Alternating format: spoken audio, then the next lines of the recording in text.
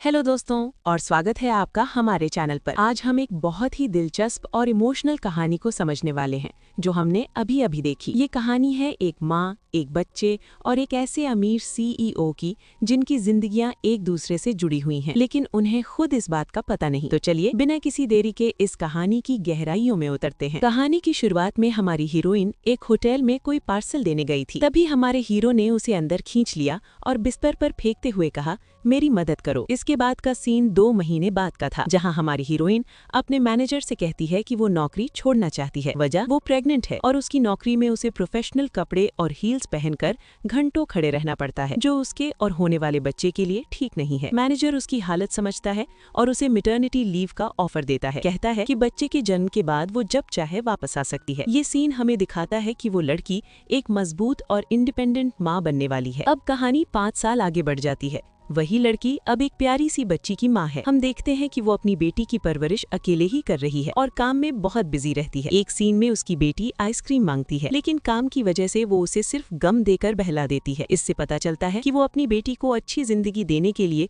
कितनी मेहनत कर रही है। दूसरी तरफ कहानी हमें एक अमीर सीईओ मिस्टर गू से मिलवाती है। वो हमेशा काम में डूबा रहता है। उसकी माँ इस बात से परेशान है कि वो शादी नहीं कर रहा और उन्हें अब तक पोता पोती का मुंह देखने को नहीं मिला। माँ उसे जबरदस्ती एक डिनर पार्टी में ले जाती है और इच्छा जताती है कि काश उनका भी एक प्यारा सा पोता या पोती होती। ये सीन कहानी में एक नए एंगल की नींव रखता है। और फिर आता है कहानी का सबसे बड़ा टर्निंग पॉइंट। पार्टी में वो छोटी बच्ची गलती से मिस्टर गू से टकरा जाती है। मिस्टर गू का चेहरा गंभीर देखकर बच्ची डर जाती है, लेकिन वो उसे प्यार से समझाता है। तभी बच्ची की माँ भी वहाँ आ जाती है। लेकिन असली ट्विस्ट तब आता है जब मिस्टर गू की माँ उस बच्ची को देखती है। उन्हें वो बच्ची जानी पहचानी लगती है और वो कहती है कि ये तो बिल्कुल अपने बेटे यानी मिस्टर गू के बचपन की कॉपी है। मिस्टर गू की माँ को पूरा यकीन हो जाता है कि ये बच्ची उन्हीं की पोती है। वो अपने बेटे से जिद करती है कि वो इसका डीएनए टेस्ट करवाए। बेटा पहले तो इसे मजाक समझता है, लेकिन माँ की जिद के आगे उसे झुकना पड़ता है। वो शर्त लगाती है कि अगर वो गलत निकली तो पूरे साल उसे शादी के लिए परेशान नहीं करेंगी। और फिर रिजल्ट आता है, डीएनए मैच हो जाता है। मिस्टर गू को याद आता है कि 5 साल पहले वो एक औरत के साथ था। उसे यकीन हो जाता है कि ये बच्ची उसी की बेटी है। अब गू परिवार में हड़कंप मच जाता है। दादी अपनी पोती को घर लाने के लिए बेताब है। मिस्टर गू अपनी बेटी को ढूंढने के लिए अपने आदमियों को लगा देता है। लेकिन कहानी में एक और ट्विस्ट है। जिस इलाके में वो बच्ची को ढूंढ रहे होते हैं, ठीक उसी वक्त लिंजाओ को देखते हैं, जो वहाँ पर एक बुटीक के इंस्पेक्शन के लिए आई थी। वो बुटीक को देखकर कहती है, ये तो छोटा सा है, फिर भी मुझे बुला लिया। कोई बात नहीं, यान की खातिर मुझे आना पड़ा। तभी वहाँ पर जियान याओ की बेटी आइसक्रीम लेकर जा रही थी और कह रही थी कि वो अपनी माँ को भी खिलाएगी। वहाँ पर मिस्टर गू उस बच्ची को ढूंढने के लिए आए थे।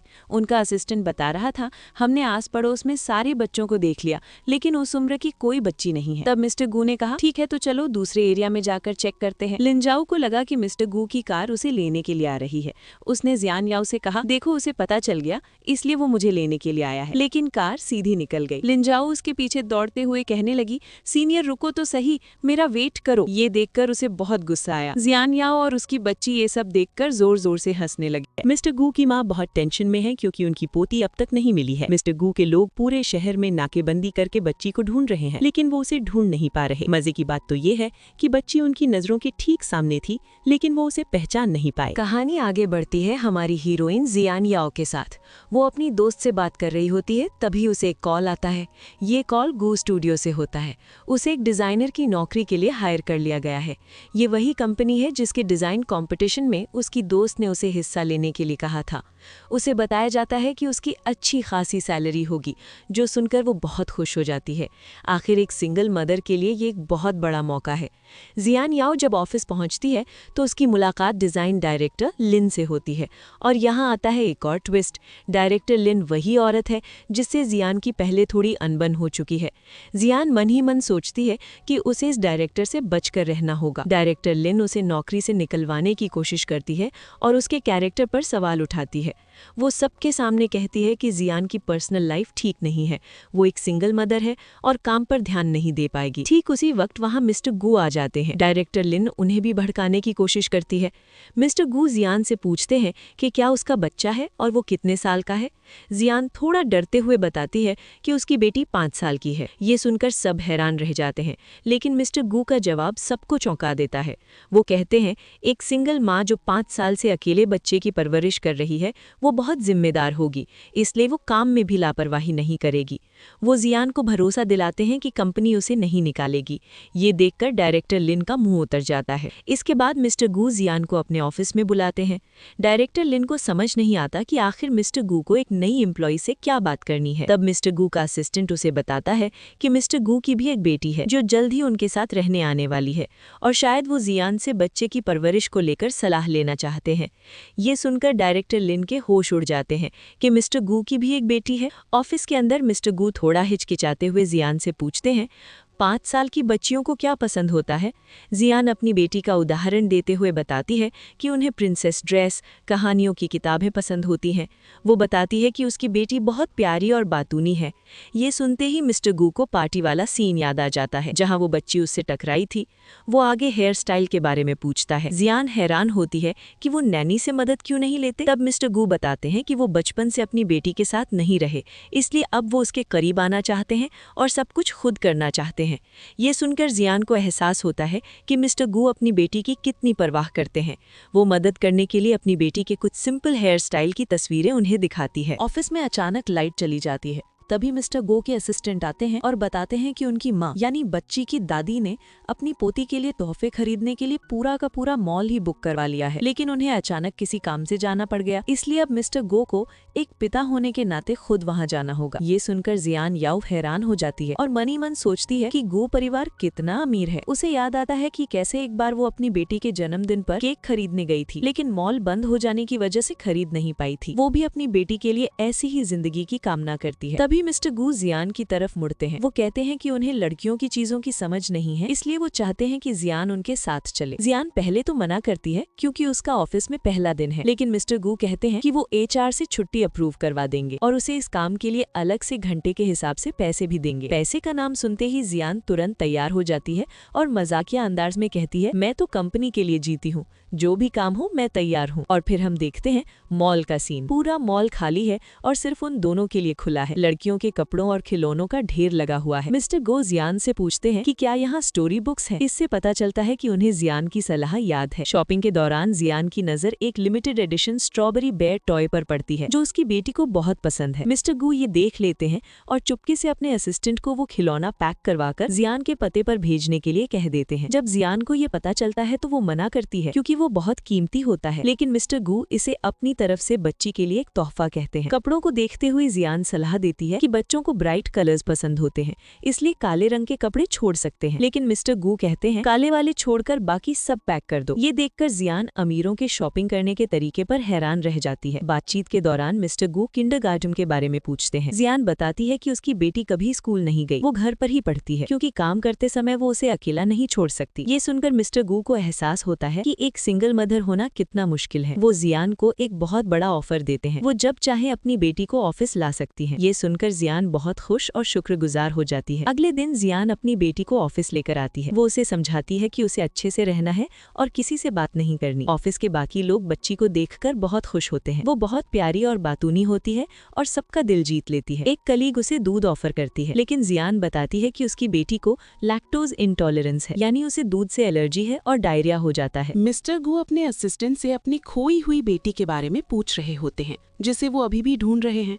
तभी उन्हें डिजाइन डिपार्टमेंट से बहुत शोर सुनाई देता है। वो वहां पहुंचते हैं तो देखते हैं कि डायरेक्टर लिन जियान याओ पर चिल्ला रही है। डायरेक्टर लिन मिस्टर गू से शिकायत करती है कि जियान अपने बच्चे को ऑफिस ले आई है, जिससे पूरा माहौल खराब हो गया है और कोई काम नहीं कर पा रहा। बाकी कलीग्स भी डायरेक्टर लिन का साथ देते हैं और जियान पर ताने कसते हैं। डायरेक्टर लिन कहती है कि कंपनी में नियम कानून होते हैं और वो जियान को सबक सिखाएगी।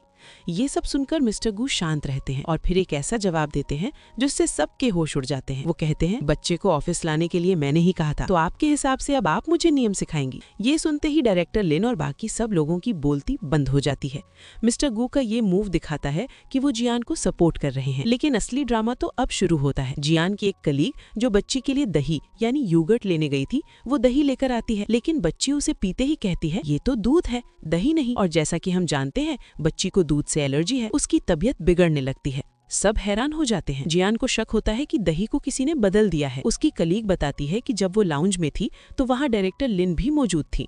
डायरेक्टर लिन तुरंत चिल्लाने लगती हैं और इल्जाम से इनकार करती हैं, लेकिन जियान कहती है लाउंज में CCTV कैमरा लगा है, चेक कर लेते हैं और जैसा कि उम्मीद थी, सीसीटीवी फुटेज में डायरेक्टर लिन की चोरी पकड़ी जाती है। फुटेज में साफ दिखता है कि उसने जानबूझकर दही को दूध से बदल दिया था। अब मिस्टर गू जियान से बच्ची को हॉस्पिटल ले जाने के लिए कहते हैं। हॉस्पिटल में मिस्टर गू आते हैं और जियान को बताते हैं कि बच्ची अब ठीक है। वो इस घटना के लिए माफी मांगते हैं और कहते हैं कि कंपनी इसका हर्जाना देगी। साथ ही वो जियान को 1 हफ्ते की और छुट्टी देते हैं ताकि वो अपनी बेटी के साथ रह सके। जियान ये सुनकर बहुत खुश होती है। जब मिस्टर गू जाने लगते हैं तो जियान उन्हें धन्यवाद देने के लिए झुकती है, लेकिन तभी मिस्टर गू भी मुड़ते हैं और जियान गलती से उनके गाल पर किस कर लेती है। दोनों एक पल के लिए ऑकवर्ड हो जाते हैं।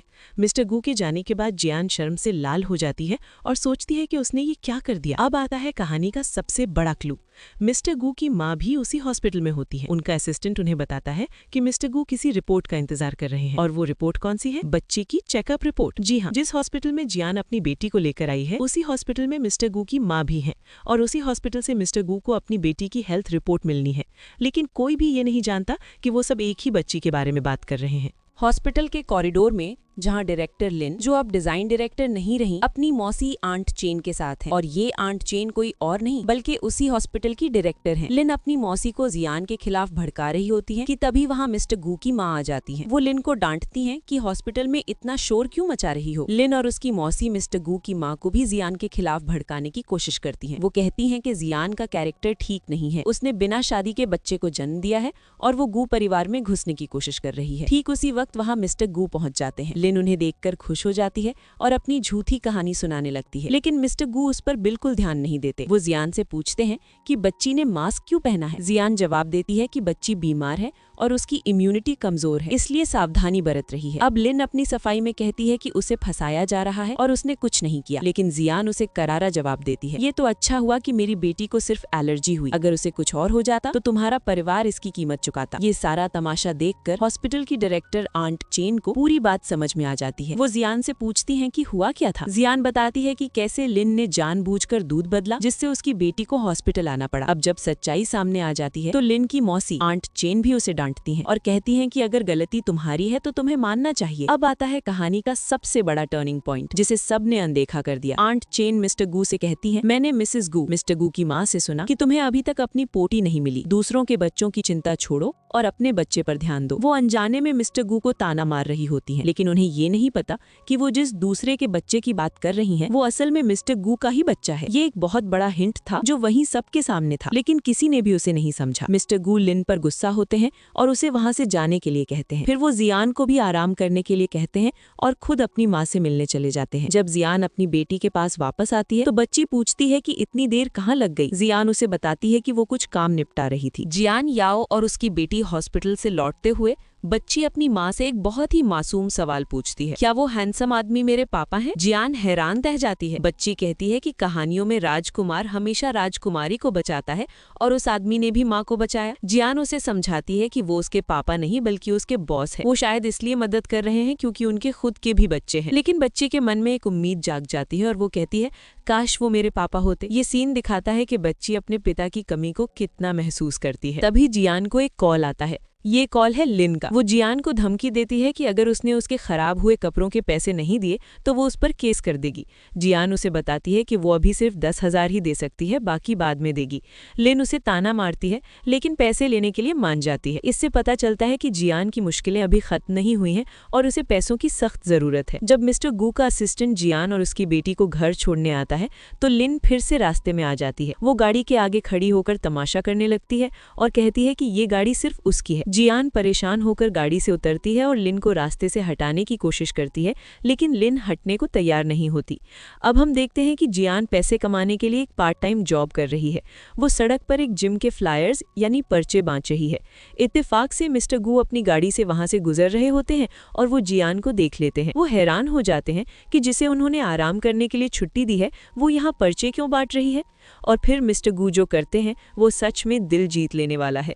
वो अपने असिस्टेंट को कुछ करने के लिए भेजते हैं। थोड़ी देर बाद एक आदमी जो मिस्टर गू का ही असिस्टेंट होता है जियान के पास आता है और कहता है कि उसे जिम की मेंबरशिप लेनी है। वो जियान से पूछता है कि उसके पास कितने फॉर्म हैं। जियान कहती है लगभग 1 दर्जन। वो आदमी कहता है मैं सारे ले लूंगा। जियान को यकीन नहीं होता, लेकिन वो आदमी सच में सारे फॉर्म भर देता है और पेमेंट कर देता है। जियान बहुत खुश होती है क्योंकि उसे अच्छा कमीशन मिल जाता है। वो नहीं जानती कि ये सब मिस्टर गू ने करवाया है। कहानी आगे बढ़ती है। जियान को एक और पार्ट टाइम जॉब मिलती है फूड डिलीवरी की, और उसका पहला ही ऑर्डर कहाँ जाता है? मिस्टर गू के ऑफिस। जब वो डिलीवरी करने जाती है तो उसे मिस्टर गू का असिस्टेंट मिलता है, जो उसे पहचान लेता है। मिस्टर गू के असिस्टेंट को अब समझ आ जाता है कि जियान कितनी मेहनत कर रही है। वो मिस्टर गू को बताता है कि जियान और भी पार्ट टाइम जॉब कर रही है। ये सुनकर मिस्टर गू अपने असिस्टेंट को HR से कहकर जियान की सैलरी बढ़ाने के लिए कहते हैं। असिस्टेंट मन ही मन सोचता है कि मिस्टर गू का दिल पिघल रहा है और शायद वो इन दोनों को मिलाने में मदद कर सकता है। जियान याओ, जो एक और पार्ट टाइम जॉब ढूंढ रही है, उसे एक वेट्रेस की नौकरी का विज्ञापन दिखता है और वो तुरंत कॉल करती है। अपनी पिछली नौकरियों का एक्सपीरियंस बताकर वो ये जॉब हासिल कर लेती है। वो अपनी बेटी से कहती है कि अब वो जल्द ही सारा कर्जा चुका देगी। ये दिखाता है कि वो कितनी मेहनती और पॉजिटिव इंसान है। अब सीन बदलता है और हम एक शानदार पार्टी में पहुंचते हैं। ये शायद गू परिवार की ही पार्टी है। जियान याओ वहाँ एक वेट्रेस के तौर पर काम कर रही है, लेकिन उसकी किस्मत देखिए, वहाँ उसकी मुलाकात एक बार फिर लिन से हो जाती है। और इस बार लिन अकेली नहीं है, उसके साथ उसकी अमीर सहेलियां भी हैं। अचानक जियान से गलती से लिन पर वाइन गिर जाती है। लिन और उसकी दोस्तें जियान को बेइज्जत करना शुरू कर देती हैं। लिन की एक दोस्त कहती है, ये तो वही है जिस पर मिस्टर गू आजकल मेहरबान है। ठीक उसी वक्त वहाँ मिस्टर गू आ जाते हैं। लिन उन्हें देखकर रोने का नाटक करने लगती है और कहती है कि जियान ने उसे तंग किया, लेकिन मिस्टर गू लिन पर ध्यान देने के बजाय अपने नौकर को बुलाते हैं और कहते हैं, इस लेडी को लाउंज में ले जाओ, और वो जियान की तरफ इशारा करते हैं। ये देखकर लिन और उसकी सहेलियों का मुंह देखने लायक होता है। वो लोग हैरान रह जाते हैं कि मिस्टर गू ने भरी पार्टी में लिन को इग्नोर करके एक वेट्रेस को इतनी इज्जत दी। मिस्टर गू का नौकर बताता है कि लाउंज में VIP गेस्ट हैं, तो मिस्टर गू उसे जियान को अपने बेडरूम में ले जाने के लिए कहते हैं ताकि वो कपड़े बदल सके। ये सुनकर सब चौंक जाते हैं, क्योंकि मिस्टर गू के कमरे में आज तक कोई नहीं गया, यहाँ तक कि घर के नौकर भी नहीं। जब जियान मिस्टर गू के कमरे में पहुंचती है तो वो देखती है कि कमरा बहुत सादा है। तभी उसकी नजर एक फोटो पर पड़ती है। ये एक बच्चे की तस्वीर है। पहले उसे लगता है कि ये मिस्टर गू का बेटा है, लेकिन फिर उसे याद आता है कि उनकी तो एक बेटी है। वो ध्यान से देखती है और समझ जाती है कि ये मिस्टर गू के बचपन की तस्वीर है। वो सोचती है कि बचपन में मिस्टर गू कितने क्यूट थे, और फिर वो गौर करती है कि उनकी मुस्कान बिल्कुल उसकी बेटी जैसी है। दूसरी तरफ पार्टी में लिन का भाई मिस्टर गो से बात कर रहा होता है कि लिन जाओ को वो अपनी कंपनी में दोबारा रख ले, क्योंकि इतने बचपन से आपके साथ रहने का सोचा है और इसलिए ये डिजाइन फील्ड में आई है। पर हमारा हीरो साफ साफ मना करता है, मैंने इसकी हरकतें देखी हैं जो कि बिल्कुल ठीक नहीं है, इसलिए मैं इसे अपनी कंपनी में तो नहीं रख सकता। इसी बीच में लिन जाओ ड्रिंक में कुछ मिला देती है और हमारे हीरो को पीने के लिए देती है। जैसे ही वो ड्रिंक हमारा हीरो पीता है, उसे चक्कर आने लगते हैं। वो कहते हैं कि शायद उन्होंने ठीक से आराम नहीं किया है और अपने कमरे में चले जाते हैं। लिन को ये देखकर एक मौका नजर आता है। वो अपने भाई से कहती है कि वो मिस्टर गू का ध्यान रखने जा रही है और उन्हें सहारा देकर उनके कमरे की तरफ ले जाने लगती है। वो मन ही मन सोचती है कि आज रात के बाद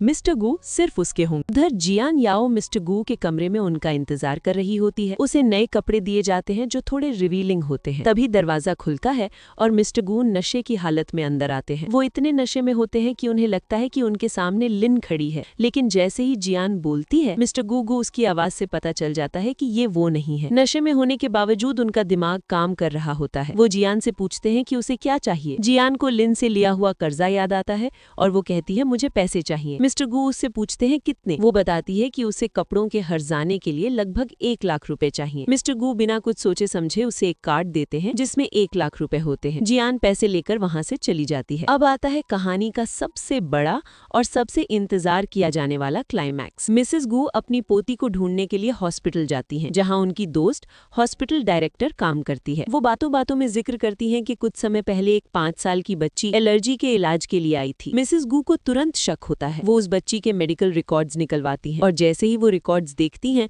उनकी आंखें खुशी से भर जाती हैं। रिकॉर्ड में बच्ची की माँ का नाम जियान याओ लिखा होता है। उन्हें यकीन हो जाता है कि यही उनकी खोई हुई पोती है। सच्चाई आखिरकार सामने आ चुकी थी। मिसेस गू अब एक पल भी बर्बाद नहीं करना चाहती। वो कहती हैं कि उनका बेटा तो किसी काम का नहीं, इसलिए अब वो खुद अपनी पोती को लेने जाएंगी। उन्हें जियान याओ का पता मिल जाता है और वो तुरंत अपनी गाड़ी में बैठकर वहां के लिए निकल पड़ती हैं। दूसरी तरफ जियान याओ अपनी बेटी के साथ एक बुटीक में होती है, जहां वो पहले काम करती थी।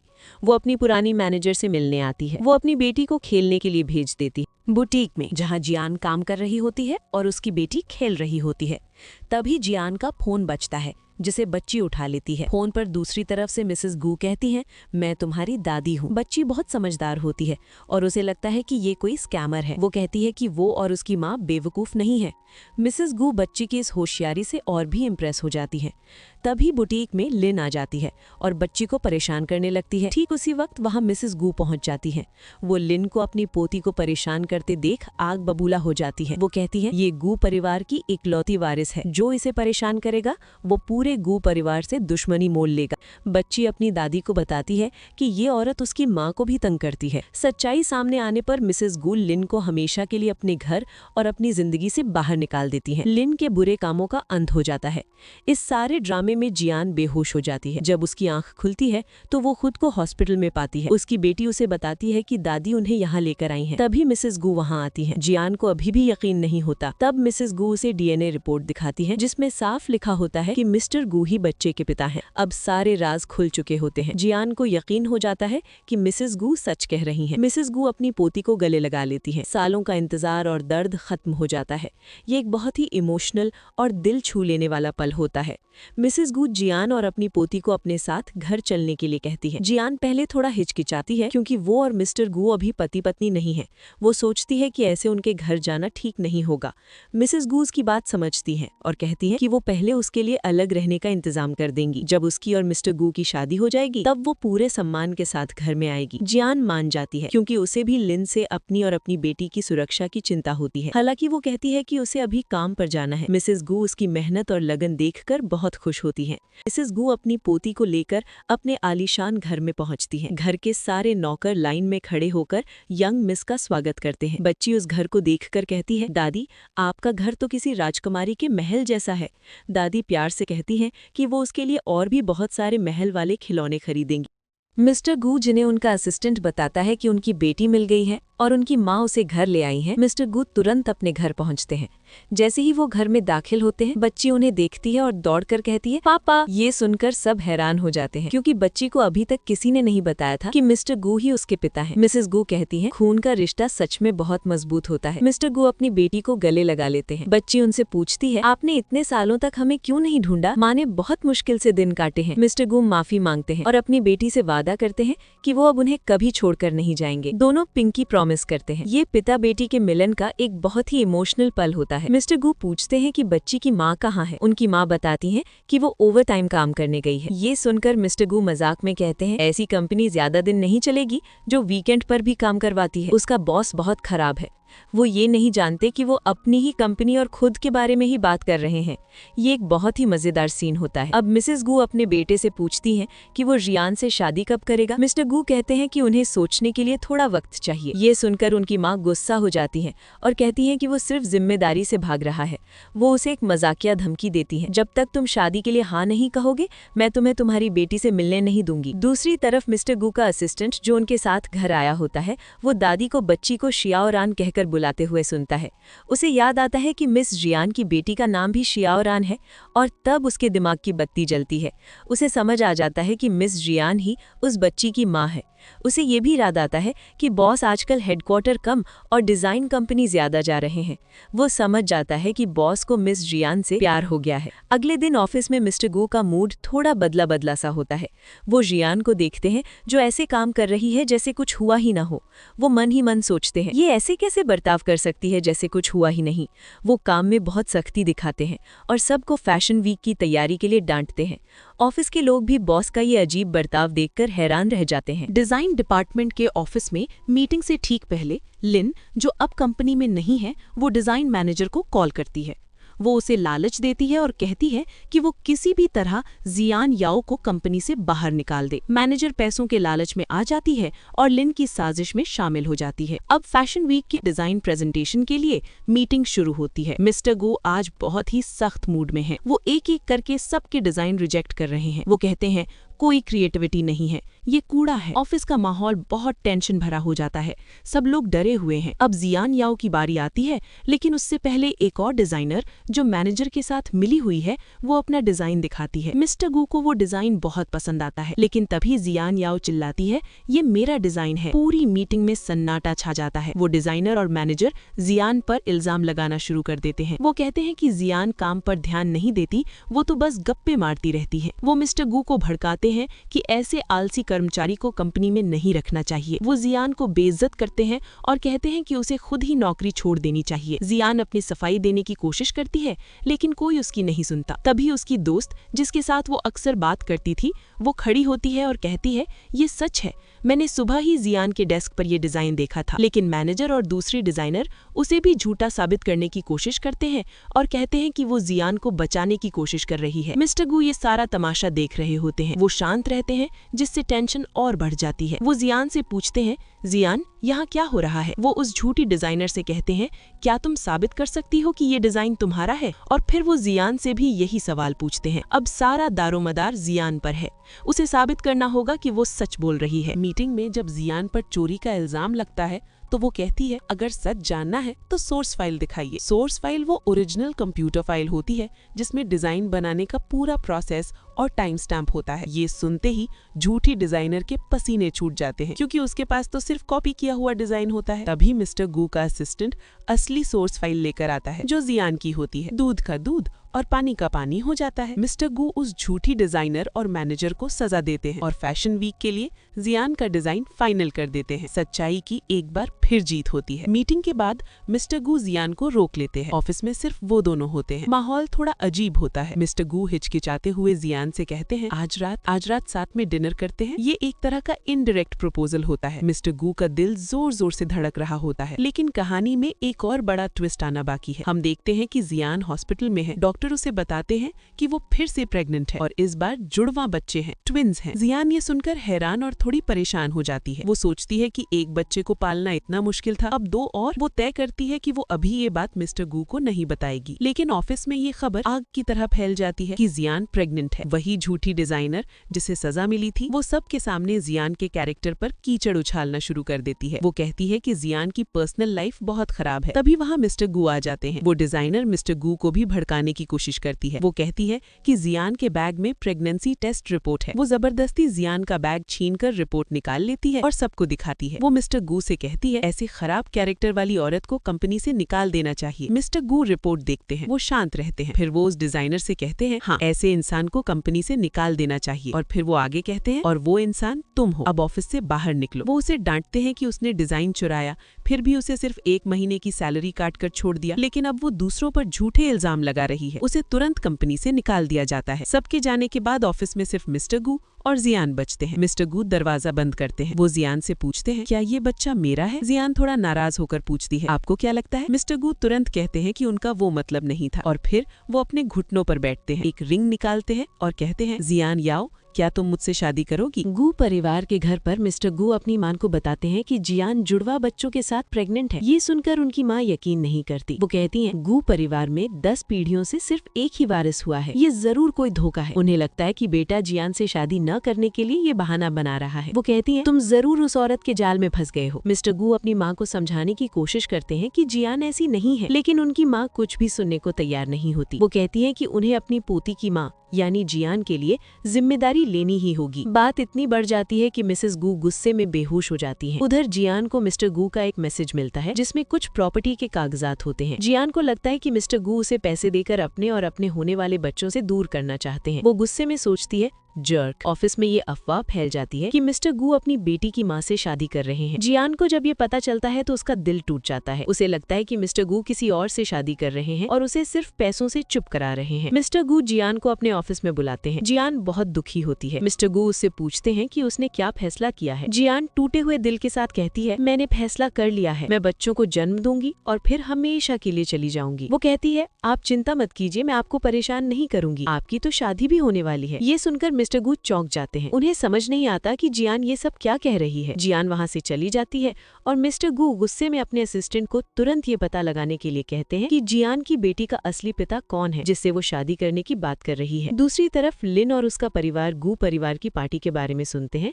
जहाँ वो अपनी पोती को सबसे मिलवाने वाले हैं।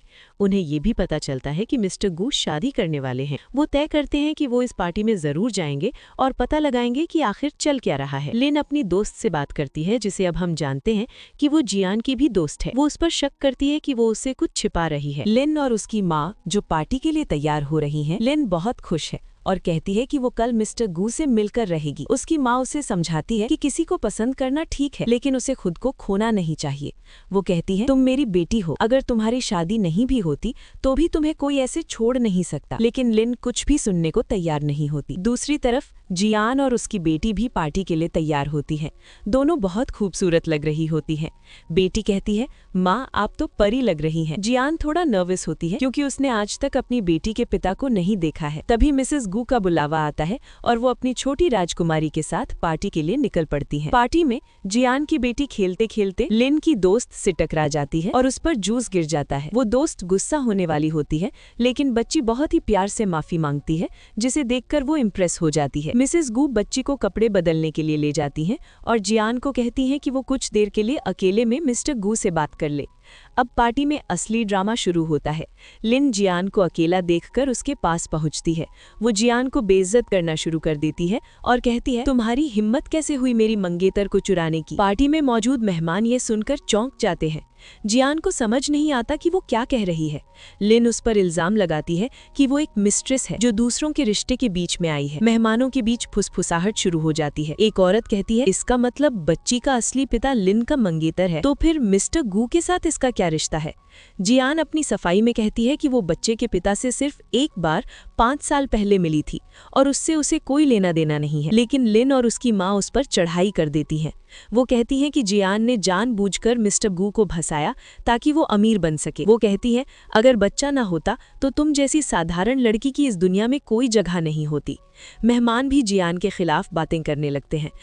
तभी वहाँ लिन का भाई जियान को एक कार्ड देता है और कहता है, इसमें 1 मिलियन है, इसे लो और हमेशा के लिए यहाँ से गायब हो जाओ। आज के बाद मेरी बहन और जीजा से कोई रिश्ता मत रखना। ये सुनकर जियान और बाकी सब लोग चौंक जाते हैं। जियान को लगता है कि लिन का भाई उसे पैसे देकर खरीदना चाहता है। उसका दिल पूरी तरह टूट जाता है। लिन का भाई जियान को पैसे ऑफर करती है तो लिन और उसकी माँ जियान का मजाक उड़ाने लगते हैं, लेकिन जियान हार नहीं मानती। वो कहती है, 1 मिलियन? तुम्हें लगता है कि तुम मुझे पैसों से खरीद सकते हो? अगर मुझे पैसे ही चाहिए होते तो बच्ची के पिता से शादी करके मुझे इससे कहीं ज्यादा मिलता। वो कहती है, मैंने कभी भी बच्ची के पिता से शादी करने के बारे में नहीं सोचा। और फिर वो लिन की तरफ मुड़कर कहती है, ये मेरी बेटी के परिवार की पार्टी है, अगर किसी को जाना चाहिए तो वो तुम हो। ये देखकर लिन अपने भाई से कहती है, जियान को यहाँ से बाहर निकाल कर दो। उन लोगों को बहस करते हुए हमारे हीरो का असिस्टेंट देख लेता है। दूसरी तरफ मिस्टर गू अपनी बेटी के साथ समय बिता रहे होते हैं। बेटी कहती है कि उसे अपनी माँ की याद आ रही है और वो चाहती है कि पापा माँ से मिले। वो कहती है, मैं गारंटी देती हूँ आपको वो जरूर पसंद आएंगी। तभी मिस्टर गू का असिस्टेंट आता है और बताता है कि मिस जियान पार्टी में है